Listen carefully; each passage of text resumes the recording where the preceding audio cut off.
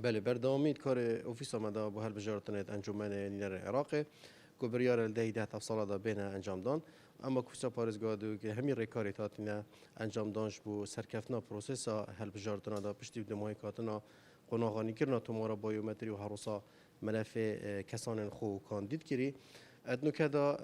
کمیسیون یا مجیلک و تستک با میرابطه کرن دیسان ورکشوپ ادمه ید راهنان لسر اجراعات دنگدانا تایبت و هروسا گشتی تاتینه بدمای کینان و هروسا استاف ما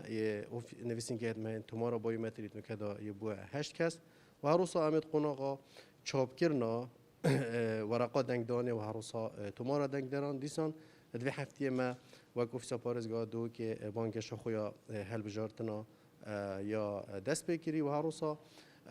ام بجین توم دابش کرنا کارتم بایومتری السرانسری هر چلوک بین که ادمه تومارا بایومتری بردامه اشیم بجم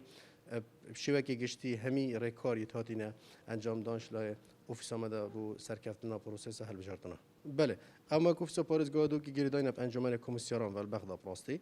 و اگر بریارک بیت در خستنش لای کمیسیون و بدویه بریارش لای انجمنی و بیت در خستن دورکا هل بجارتن بیت بنا پاش خستن اک و که متدیار که انجمن کمیسیون بغدا بریارک بدد کو هل بجارتن بین پاش خستن و اد بینم نه تکرین چون که کمیسیون همی بر هویت کرین جبو سرکفتنا پروسسه رکودو او کو افلانت ام بجین یت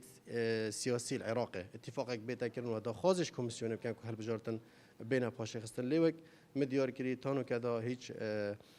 نویسارت فرمی ام بجین نگهشتین همش بو